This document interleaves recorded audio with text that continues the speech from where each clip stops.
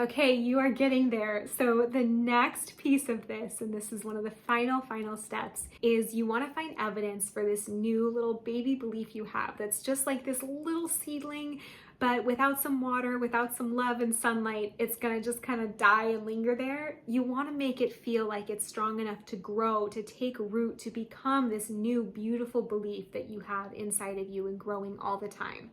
So I want you to take whatever belief you chose as the one that's like a little stretchy, but would really support you if it felt true.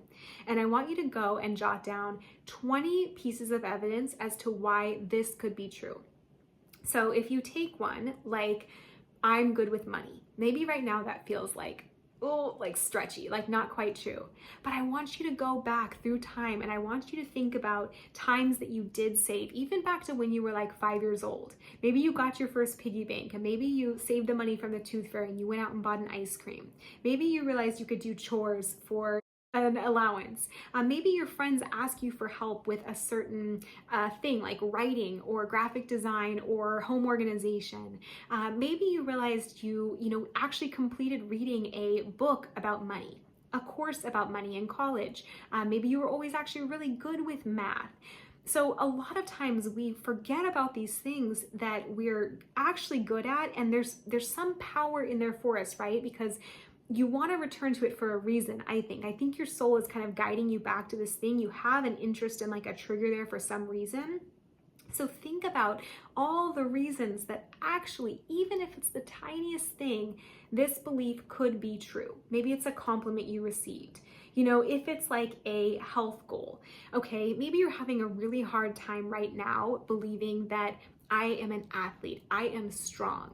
But when you're going and you're making your list of evidence, you think about, well, there was this time when I was young and I loved gym class. Or, I did get into shape this one time and I felt really good. I actually am really strong. I'm really good at lifting weights. If someone tells me to drink water, I can crush 80 ounces of water a day. I feel beautiful when people have told me this. My husband loves how I look and how I radiate when. And not that it's about the looks, but it's about all those little seeds, the tiny things of evidence you have for why this belief that I am strong, I am an athlete, I am beautiful could be true. Use this for any possible belief that you are working on. That is the first step, is like to get your little evidence list, not even little, your big evidence list of things big and small, as to why this new belief could possibly be true.